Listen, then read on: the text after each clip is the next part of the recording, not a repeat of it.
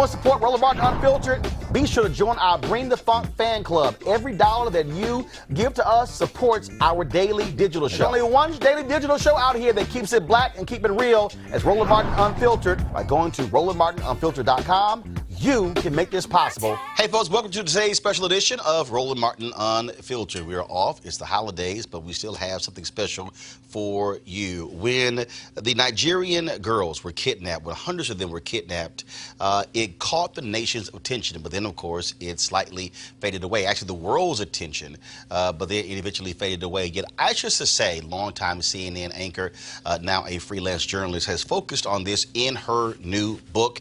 It is called, boom, you get it right there, Beneath the Tamarind Tree.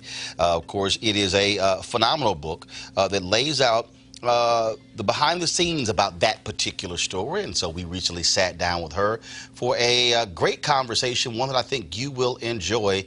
Here's my discussion with Aisha Sase. Hey folks, joining me right now, Aisha Sase. She is the author of the book Beneath the Tamarind Tree, a story of courage, family, and the law school girls of Boko Haram. What up? What up? All chilling. What you up to? Oh, you know, writing a book, you know, popping in to see you, dealing with you and your ways. Okay, whatever. First of all, you need to understand, I had to deal with Aisha when we were both at CNN. She was CNN International. Of course, I was on CNN.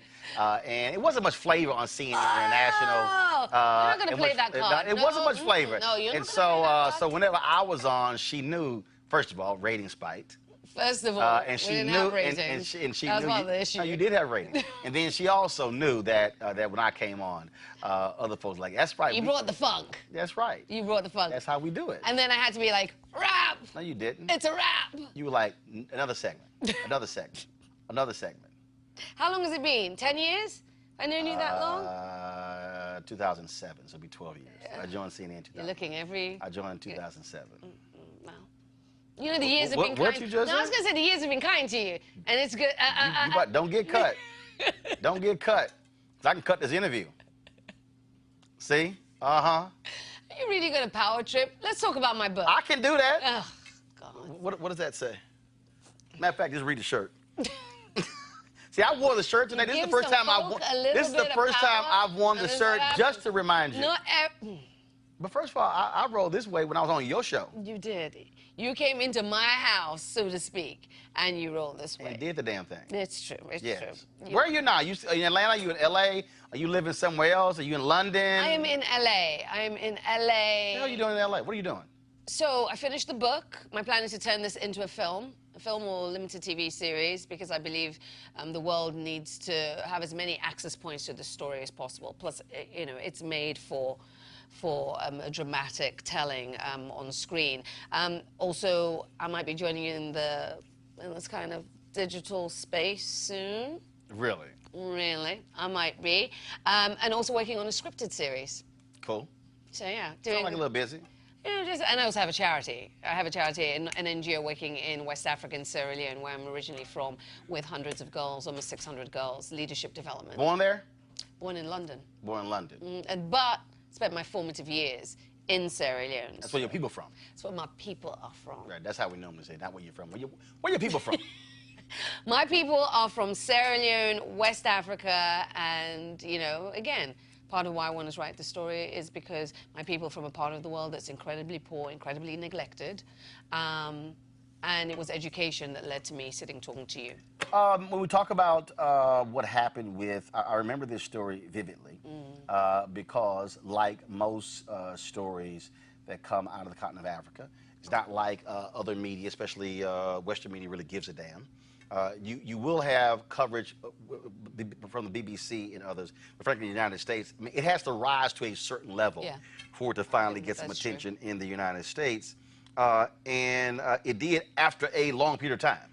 Yeah, I mean, to be fair, this story was a complicated one because where it happened was so remote in Nigeria, corner of northeastern Nigeria, and to be honest, even the Nigerian government really did its best. You know, the government at the time, the president was Goodluck Jonathan, to kind of keep it tamped down. So there was effectively an information blackout. So it took a minute. It took a couple of weeks before it really kind of broke through that nothing was as it seemed. And then, of course, even though Nigerians were leading the rally on the ground to ask for more information, it's when celebrities in the West picked it up that it became an international. But you also have members of Congress, folks like Congresswoman Sheila Jackson Lee, Frederica Wilson, and others who continue to speak to the issue. Absolutely, and they've got to, because there are 112 girls missing. So this story 112 isn't over. still missing. Still missing. But what was the total number of girls that they kidnapped? So the night itself, when they gathered them all up and put them in vehicles and made them walk into the forest, they took 276 girls. Gotcha.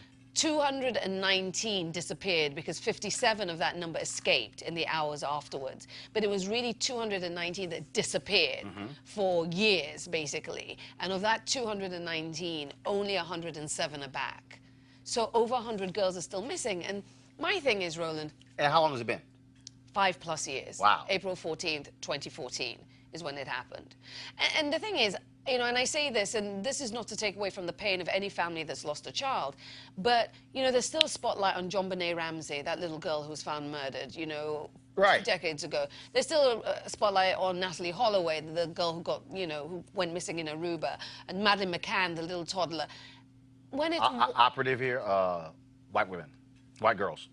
Listen, and when you see it happen over and over again, and listen, I don't begrudge the attention their families got, not at all. It's horrific to lose your child. But these children matter as well. And the fact that it's been 5+ years and nobody even brings it up, there's almost a kind of, oh, it's Africa, bad things happen in Africa all the time, so. Yeah, but also, but it's not even just Africa, because the reality is, if you're a black woman in the United States, I mean, the only way it rises to that level, it has to take protest. It's weeks later when we all know the immediate, Can we talk about R. Kelly? The first 48, 72 hours Can we talk are the most. But not even R. Kelly. I'm just talking about. Yeah, but R. Kelly's perhaps the closest to this in the sense that this was something that happened, and years upon years upon years, everybody knew. No. I'm talking about right now. I'm talking about. I've had the Black and Missing Foundation folks on. Absolutely. And black women, when they come up missing, and I call folks out. When I was at the Fort Worth Star-Telegram, my second job in the industry, when I was at CNN, I'm like, because here's the reality. When a white girl comes up missing or is murdered, our industry are made up of largely white men. And if the executives are not white men, they're white women. And so when it happens, they see their daughters, their nieces, their cousins, their aunts, their sisters. Yeah, absolutely. Real when talk, it's us, I don't know them. Well, I mean, this comes back again to representation, why we have to be at the table. This is why we have to be at the table. We have to be in these organizations. We have to be across the board. In leadership positions. In leadership positions. Because until that happens, until we are in control of telling our own stories, which is why I'm writing this book, then you get a story which affects, you know, or at the heart of it is a person of color, and it only rises to attention for a minute. Did you have issues trying to keep the spotlight on these girls when you were at CNN International? You know, I think that the interest when it sparked, CNN led the way. We led the way. We dragged the world's attention to this. You know, I'm proud of the work I did with my colleagues. We won a Peabody for it. CNN was committed to the story. I think where I became disheartened was when the 21 came out, and I write about this in the book. When the 21 came out, it was October 13th, 2016. We were now 2 years after. 2 years after, just almost 2.5 years after. We're creeping up to the presidential election between, you know, Hillary and Trump, and there was just barely any interest. I got on the plane. They did let me go, but I remember thinking when I'd met them, I was the first journalist to get even remotely close to them, and there just wasn't any interest in exploring it. It was just minimal interest, and you kind of just realize that it just, you know, when it was the tragedy, when it was, as you say, the level of when it was something so awful, the girls were missing and we could talk about their abduction, there was an interest. But when there was almost like a good news story almost, it's almost like they didn't feel it. Okay, which dovetails with this whole notion that, yes, when it's misery, exactly, when it's pain, when it's exactly, agony, oh, but the spotlight. Yes. But frankly, yes. some folks would say here, when it's positive news, then it's not interesting. Yeah. So in essence, what media loves, what mainstream media loves, they love black pathology. They're more readily drawn to it. They're more readily drawn to the theater of it. And that was more ready to get eyeballs and to have people committed to it. I mean, you know, I talked about this, and you know, the one thing I'll say about CNN, you know, I criticized the Ebola coverage, you know, that came out of Western organizations, you know, at its height in you know, 2013, 2014, 2015, because there was no interest in that story, despite the fact that thousands were dying across the continent until those 2 American medics were affected in Liberia. And then when they showed Africans, it was at our worst, at our most just unable to contain whatever was in our bodies, whether we were half clothed, whether we had been stripped of our dignity, and those pictures were put on the air. And that, you know, and I said openly, and you know what? CNN said, it came out over social media that I'd, you know, criticized the coverage, and they put me on the air to say it, and to say, like, you know, we should care about the humanity of the people on that continent. I'm still working on that. That's what this book is about, trying to humanize these girls. But you also deal with the reality of a Nigerian government that was porous in its response and its unwillingness to accept outside help. Yeah, and that's the truth. I mean, listen, the government at the time of Good Luck Jonathan, you know, didn't say anything publicly on this for almost 3 weeks. The president didn't speak out. The day after the girls went missing, he was at a rally dancing and like doing a political campaign for somebody. You know, the government has taken issue with the fact that I have said that they don't care, or the last regime didn't care, and this government, this current regime, hasn't done a whole lot better in its treatment of the families of the missing girls, the 112, because they're poor. I've said that over and over again because I know how Nigeria operates, and other Nigerians that I've spoken to, many, many Nigerians say, if these girls had had famous last names, the entire machinery of the state would have been activated to do something. But in essence, they were poor. They were not just poor, they were poor from a Muslim part of the country. So the Christian president at the time, because Nigeria is riven by that Muslim-Christian tension, basically his people around him, and even his wife, who came out and said there were no girls taken, basically was like, this is a hoax. I mean, you know, Vladimir Duterte, who you may remember, was a correspondent at CNN at the time on this story in Nigeria. And we were on the podcast for CBS a couple of days ago, and he said the first time he heard the term fake news wasn't in the US, was on this story, because the Nigerian government said, this is a fake story. people he was dealing with in the authorities said this isn't true. And there's still that strain of denial. I have met parents who've sat and wept and showed me pictures of their children. I have met children who've escaped. I tell their stories, and people still say, some people in Nigeria say, this never happened. You also had to deal with this reality, which is also why people were saying, why did the United States intervene? Boko Haram, terrorist organization. Yeah. So here we are. We would at that time you were dealing with Al Qaeda. Yeah. You're talking about ISIS. You're talking about Boko Haram, and folks here were saying, wait a minute, U.S. If you supposedly have this international war on terror, and this is... here you go. Here you go. And I say, and I write in the book that, you know, the fact that these men were able to storm this school and take all of these girls is a flare to illuminate a problem of security and stability in the region. If you're able to pull something like this off, it tells you that there's something very, very wrong and that there's a vacuum of leadership. In vacuums, in spaces like this, where you're dealing with terrorist elements in and around, they tend to take root. We saw that in Afghanistan, where there was a vacuum and Osama bin Laden slipped in. We saw that in Yemen, where Anwar al-Awlaki slipped in and then managed to get that Nigerian school kid to make his way to Yemen, where he trained him and he tried to bring down a plane over Detroit. The US and people today should still pay attention to this story, because northeastern Nigeria isn't getting any more stable.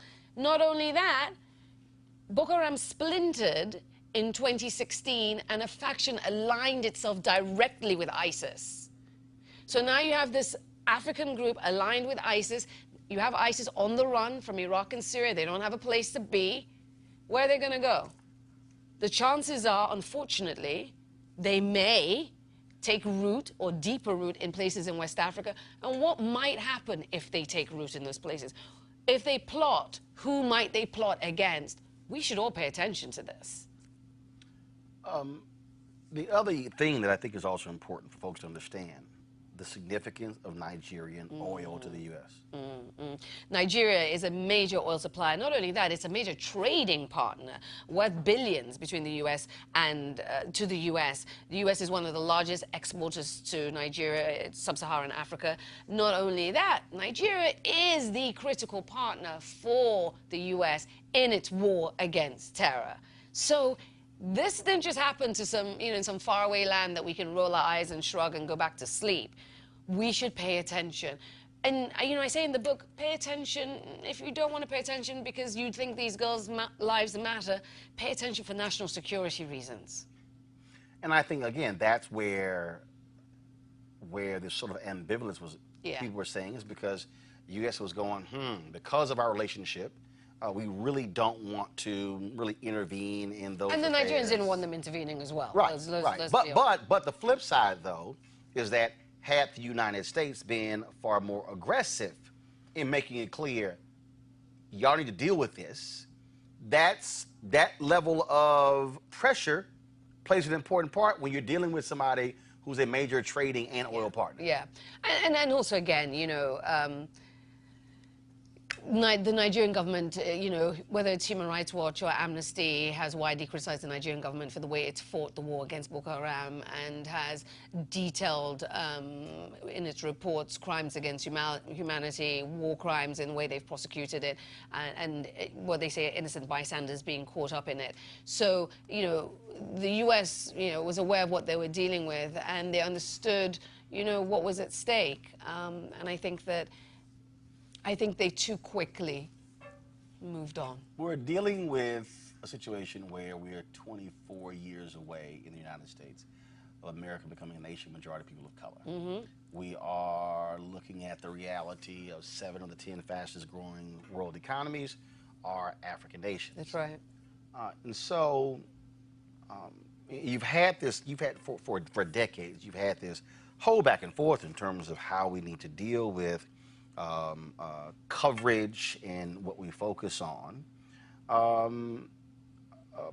What are you hearing and seeing from Africans in terms of what we should be doing? And what are you hearing from Americans, African Americans, saying what Africans should be doing? I think for Africans have a real disappointment, a continuing disappointment. A lot of Africans I speak to, with the way they're covered still in the West, they still feel that when Africa is covered, and and I think it's fair all too often across the media networks, media organizations in Africa, so in the US, in the West, it is still the stereotypes. It's still, again, poor, destitute, famine, white corruption, savior stories, right? White people coming in to save us, the ingenuity, the desire for betterment, the entrepreneurs, the women who are change makers, the inventions. It gets so much less coverage to all of that kind of theater of suffering. It is so more pronounced. And I think that's even if it gets covered now, because I will also say this, Africans make the point that Africa barely gets covered on networks like CNN now because it's all Trump. And it's not just CNN. As you know, it is all Trump everywhere. And that's one of my other criticisms about where we are, in this country. We kind of know what the Trump story is by now, right? You're either with him or you're not with him, Can he say I ain't with his ass, but go ahead. Well, I'm just saying. Y'all know where we stand. Ain't with him at all. No, I mean, anyway, let's not go down that rabbit hole. The point being, this incessant coverage of him to the exclusion of everything else, I think Africans feel in particular, especially because a lot of the nascent media houses on the continent themselves are weak, aren't as strong, don't have the resources to give the kind of coverage they'd like to see. But you do have, though, because of the internet, because of digital, you don't have the same gatekeepers. You don't. Because look, this show sure. here. Matter of fact, coming in, I'm looking at, it was a tweet from a sister who's in the UK. I was in the Bahamas, and folks were quoting stories that we did. Digital is changing the landscape. And there are people who are in African nations who also watch. Yeah. And so, and granted, first of all, again, I make this point all the time that when we talk about Africa, we're talking about a continent. We're not talking about a country. No, please don't. And so, that's not lose my mind. No, but it always happens. So, what African countries do you think have the strongest are doing a good job with storytelling and using digital to be able to project what is happening to other parts of the world, so you can be aware? And where would you suggest folks who are watching go to look at coverage to know what's happening in those countries? Well, I think that when you look at countries like Ghana, which are doing tremendous things, if you look at Ghana, if you look at even Kenya, if you look at South Africa, if you look at Rwanda, those markets are growing and they're increasingly robust, and their media houses are growing. But they are still problematic. And Nigeria, which has a plethora of papers and organizations, they are beset by some local problems, but there is more money being pumped into them, right, and they are shining a light on their own stories that they feel need to be told and shipping them out, because they also have a large diaspora out there beyond those borders of the countries. So they are doing something. And then on the other side, folks like Quartz Africa are doing a really good job. Say it again. Quartz have their own Africa platform. They're doing it. And I think it's growing. And again, there are no boundaries now, because people can watch you, people can tune in and see all sorts of podcasts.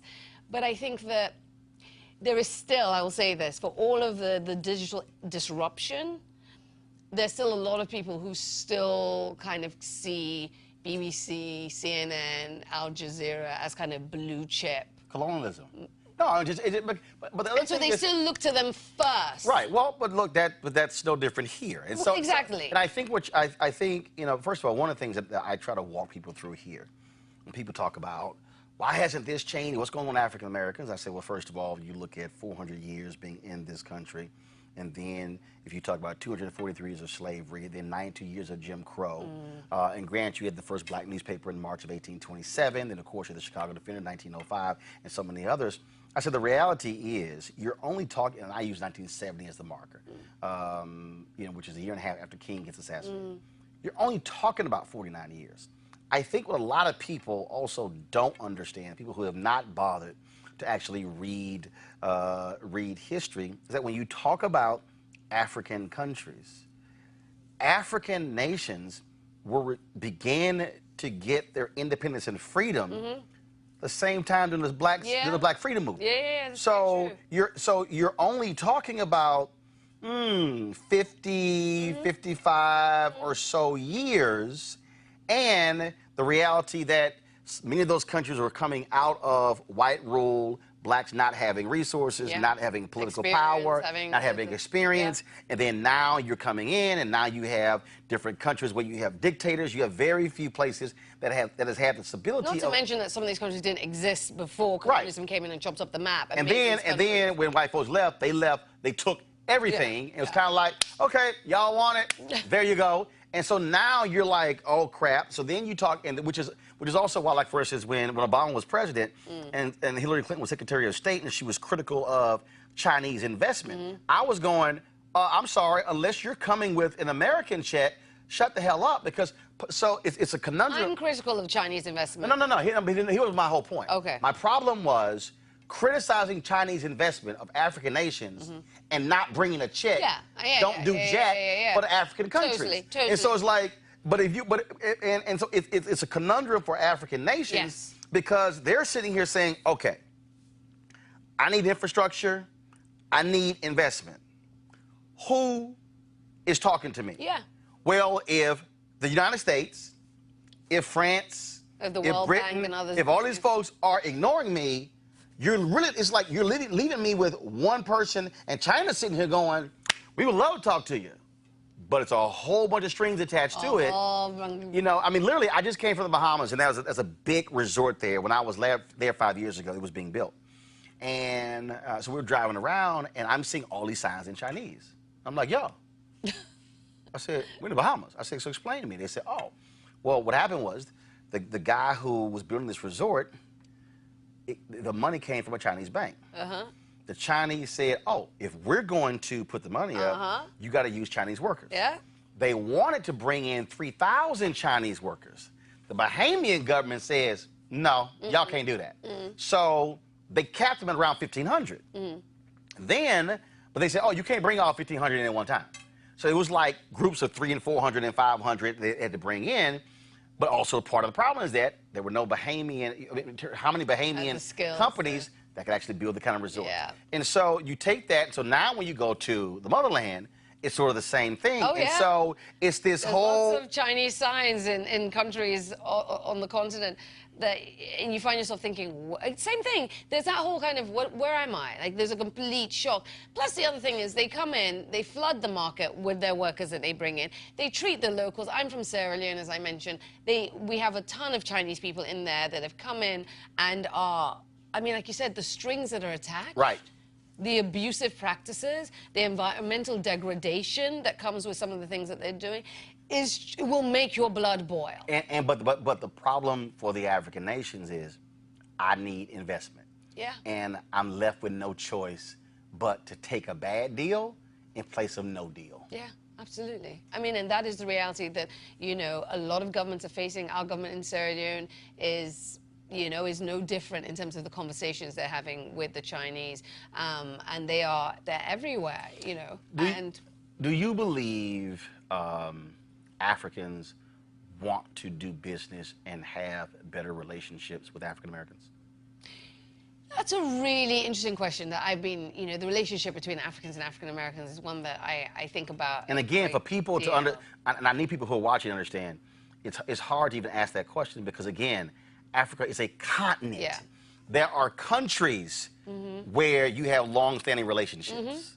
So like Ghana and African Americans have a deep bond, right? So you go to Ghana, I was in Ghana in December, and you see a lot of African Americans who've moved to Ghana. Because Ghana has, out of all the African nations, really focused on tourism, focused on relationship, extending visas. The year of return. You know, and it was Ghana that created that phrase, the year of return. You know, 200 years since the start of the North Atlantic slave trade, saying you don't have to know where you're from. Just come back. You can make this home. And so there has been a systematic, intentional outreach. So a country like Ghana is proof that, yes, there are some African countries, but I don't think there's another country like Ghana that has kind of led the way. I think the closest might be South Africa, and that's because That's because one of the anti-apartheid movement that was yes, here. Exactly. That helped with ending it and divestment and all that. But I guess my question to you is, how important is it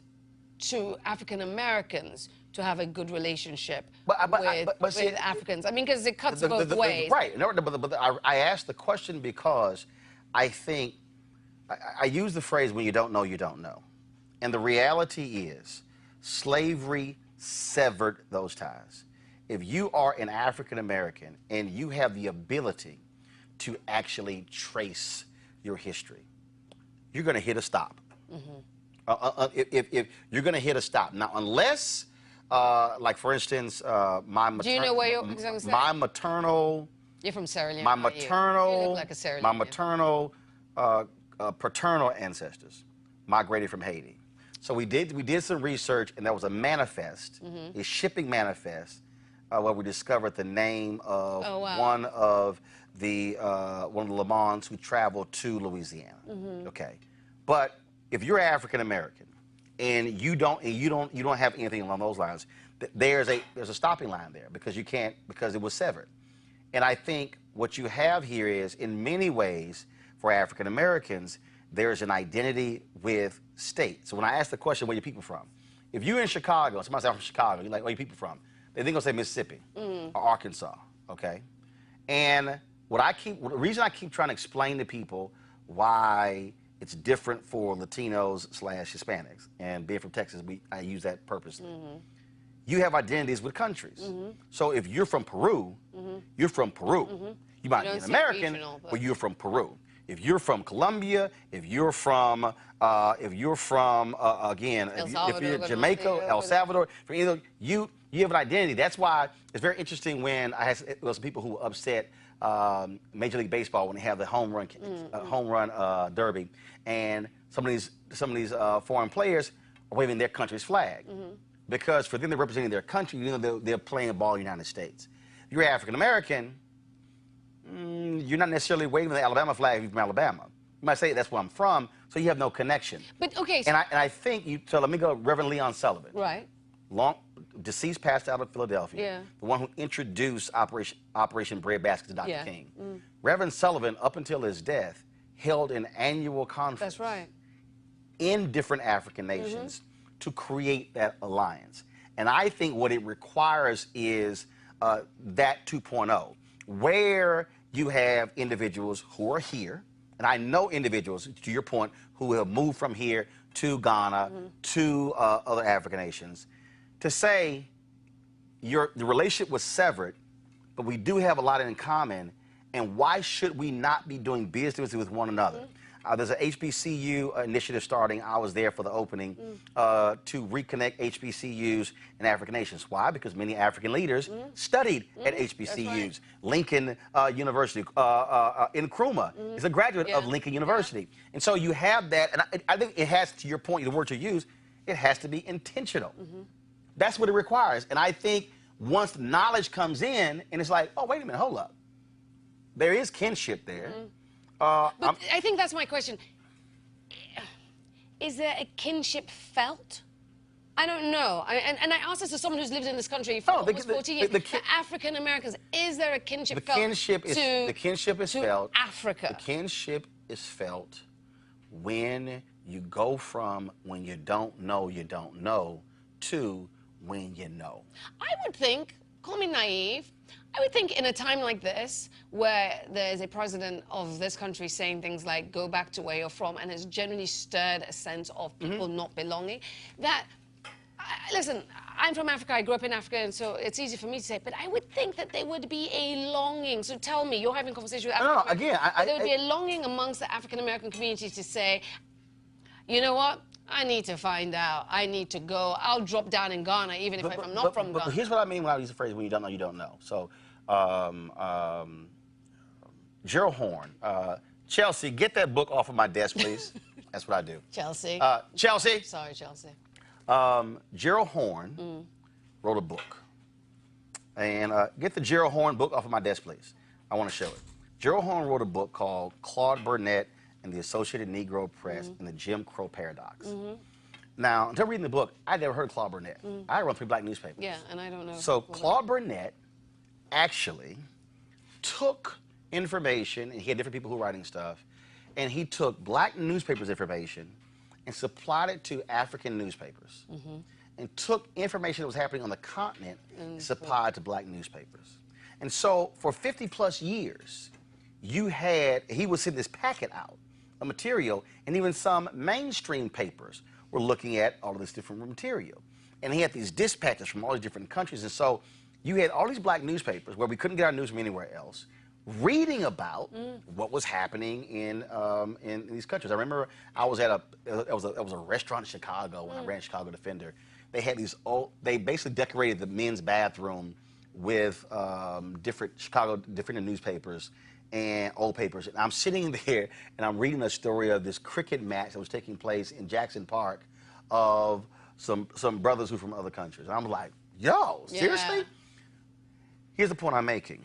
You had the available information that was being supplied. The problem is this is The Rise and Fall of the Associated Negro Press, Claude Burnett's Pan-African News and the Jim Crow Paradox by Gerald Horn. It's an amazing book. So I'm reading this and I'm going, wow, and he was talking about his business ties to African countries and the exchange of information, because again, you had these African nations that were achieving independence. At the same time, they were watching African Americans fighting for freedom. You had black entertainers like Harry Belafonte and others who were aligning, and so you sort of had that. What happened was with desegregation, with the end of segregation, you then saw your black newspapers fall away, which also meant information. The reason he says the Jim Crow paradox is because, so at every point they struck a blow against Jim Crow, it actually was a nail in the coffin of black media. And that's what I think the difference is. The difference is when black media was no longer able to financially tell the story, then you had no information. So if you're black, you didn't know what was happening about a certain sister in this country or in that country. And so I think we have to get back to the point where we are exchanging of information, informing people to go, whoa, those type of things are happening. I had no idea. But to your point, at the time of digital now, can you even make that argument? Yes, you can. Because if I don't, anyone who's interested. No, but where do I go?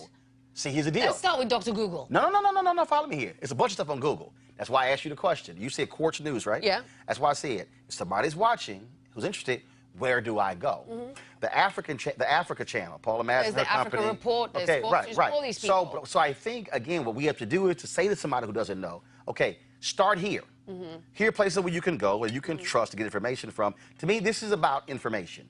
And once I have the information, once you start linking people together, once you start reminding HBCUs of your history, your lineage, where you have African leaders who graduated from HBCUs, like, hold up. I think that's why I disagree with you. We're not separate, we're connected. I think that's why I disagree, because you're saying, or me, it's not so much disagreeing with you. I think there's the nuance that I'm hung up on, because you're saying it's about information that will kind of lead to a deepening of the bond. I guess my question is, I guess my inclination is to think it should be more primordial than that, in the sense that it should be more kind of like, it should come from the inside, more emotional. No, but it can't. It can't. Here's why. Well, every time you look in the mirror, in this country, you walk down the road. No. It can't. Something can't come from the inside if it's never on the inside. See, But you know, without knowing where you're from, that you're not originally from here. Yes. But here's the piece. You can't ignore the power of white supremacy. The power of white supremacy taught us to actually hate you. Yeah. Colonialism taught you to hate us. I don't think that's true. Well, hold up. I've had this debate with different people. Yeah, because I'm always having this debate. And so what happens is, what we have to do, this is where I talk a lot on this show about a reprogramming. There has to be a reprogramming. I believe there has to be Africans do understand the power of colonialism. African Americans understand the power of white supremacy. And I think what we have to do is say, here in 2019, we have to reprogram our people to lose all that crap that was put into us in terms of not trusting, they're horrible. And then remember, we also were, just like white folks were fed the stereotypes, so were we, because we're here as well. And so we have to break those things down to get people to understand that, oh, wait a minute, hold up, I'm sorry. I'm sitting here buying somebody's view of huts and dusty roads and walking around butt naked and those things, as opposed to, no, this is what's happening here. But that only happens if I see it and I hear it, and there's information. So information, good information replaces bad information. And again, when I'm presented with that, now it's, whoa, hold up, I was taught this, but now I'm seeing this. So is it that, okay, so let me ask you this That's the question. process to me. So let me ask you this question. So a friend said this to me once. She said when she was, an African-American friend said to me that when she was in school, and they talked about Africa, and she was in class, you know, they talked about huts and they talked about people living in trees, and she was embarrassed. She was embarrassed to have a connection to Africa. So back when she was growing up, if someone said you were African, those were fighting words. Yes. Right? Yes. Okay. Because you were conditioned and trained, and remember, the greatest export in America is mass media. So mass media, not only did mass media present black people as buffoons and as just idiots, they presented Africans as savages, as folks who eat each other, as just this. So all of a sudden you're like, oh hell, I don't want any part of that. What changed that? When Alex Haley did Roots, mass media showed a different view. All of a sudden, you had this resurgence of African Americans who began to take African names. So why hasn't the bond deepened? Because, again, that was a moment in time. What you did not have, you have to have sustained growth. It has to be sustained. It can't be 3, 4, 5 years is hot. Then, to your point about this book, it's the exact same thing. What can't happen, media, all the attention for 4 weeks. Then, okay, we're done. We're going to go over here. What has to be sustained, and to your point about owning our story, to me, what has to be, we can't depend on CNN. We can't depend on the New York Times. We can't depend on mass media. We have to return to a point where African Americans are controlling our narrative, telling our story, and then linking with Africans to say, you're my brother's keeper, you're my brother's keeper. Let's provide the information to reprogram our people, break down those stereotypes, and then create a new state of mind to now see in Africa in a different way. And I agree with all of that. All I would say is I don't want to underplay the part of agency, an individual agency, individual interest, individual desire. But I can't, but I understand your point, but I can't. That's all I'm saying. But here's the piece, though. And here's where I would disagree with you, or where I will push back on that. The only way I'm going to know about this book if it was presented to me in a way that I understand. So if I'm depending, so how long have we not gone this conversation? Give me the time. So we've been talking 40 minutes. I can guarantee you there's somebody that's going to watch this interview and they're going to say, I remember that story. Yeah. What happened there? But okay, it just fell off. I didn't know all of that. And that's not necessarily, well, that one person who goes out and buys the book. No, they'll buy the book. Okay, right. Yeah, buy the book. But what I'm trying to say is that we have to understand that an individual thing still requires someone else to bring something to the fore. I can't go get something that I don't know exists. Like, I can't, if you told me, go find this, okay, what am I looking for? Just go find it. Okay. If I told my niece to go find something, she's like, Am I looking in the garage, the first floor, the second floor, the third floor, in the kitchen? Where am I going? I take your point. I got to narrow that thing down to say, girl, it's in the kitchen. Otherwise, hell, she in the doggone garage. I'm like, what you doing out here? Well, you told me just to go look for it. That's what I mean. Yeah. And so our media then is able to say, yo, here's a story. For me, the ability to be, that's why I'm asking the question, where should they go? Yeah.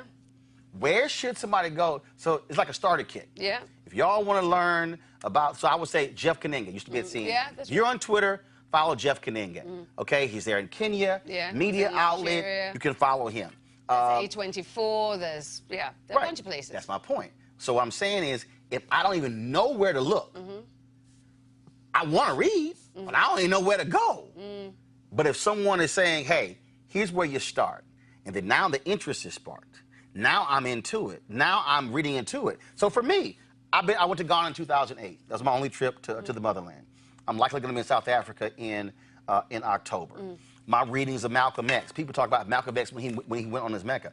Well, they didn't realize Malcolm X spent almost 5 months hitting multiple countries. That's right. When you read about Maya Angelou, when Shirley Hunter Galt moved to South Africa, her and her husband, after Mandela was freed, to open I think it was the NPR bureau there. And so what that particular book, reading the relationship with Claude Barnett, and then all these entertainers and the sending dispatches back, then now, for me now, it's like, yo, I don't only want to go to South Africa. I'm like, okay, what other countries can I go to? Again, what other media people can I align with?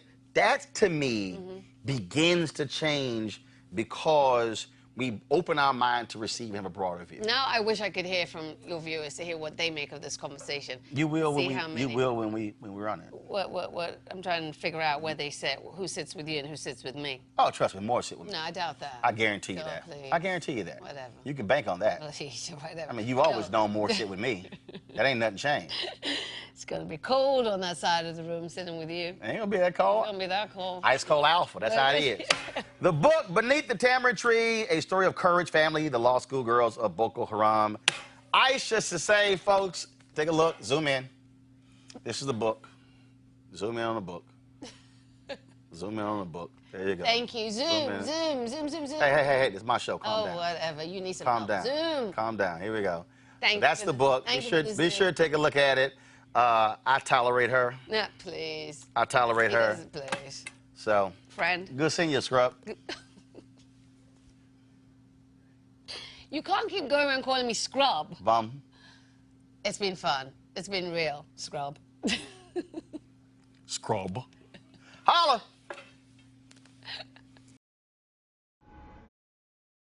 All right, folks, I certainly hope you enjoyed that conversation with Aisha Sase. Please get her book.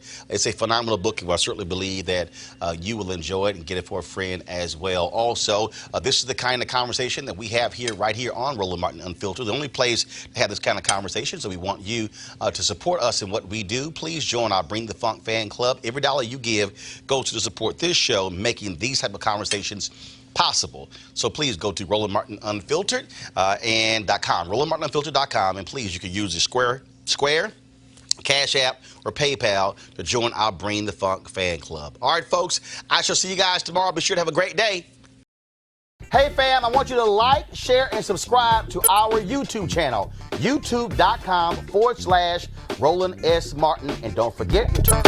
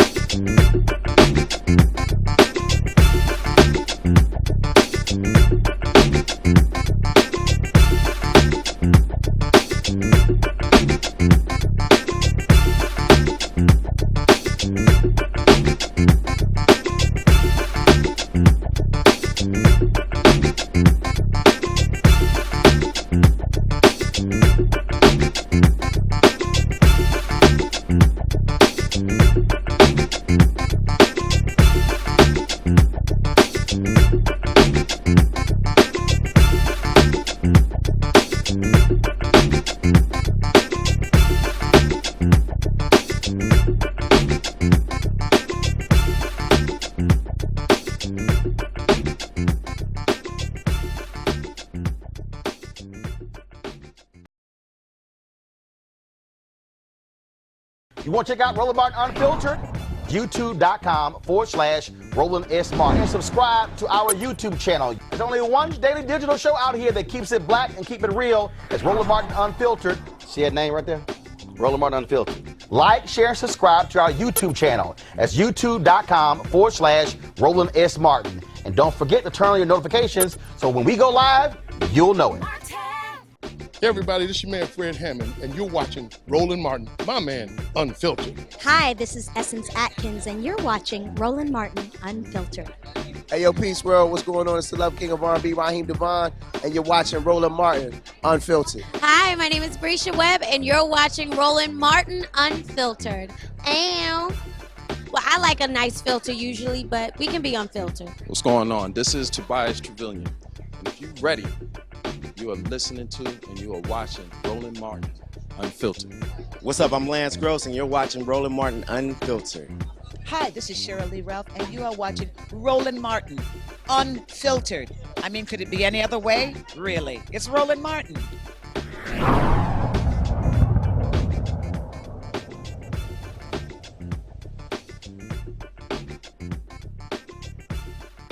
You want to support Roland Martin Unfiltered? Be sure to join our Bring the Funk fan club. Every dollar that you give to us supports our daily digital show. There's only one daily digital show out here that keeps it black and keep it real. It's Roland Martin Unfiltered. Support the Roland Martin Unfiltered daily digital show by going to RolandMartinUnfiltered.com. Our goal is to get 20,000 of our fans contributing $50 each for the whole year. You can make this possible. RolandMartinUnfiltered.com.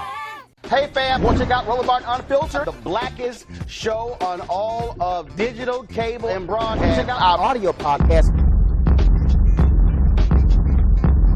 There's only one daily digital show out here that keeps it black and keep it real. It's Roland Martin Unfiltered. Press play.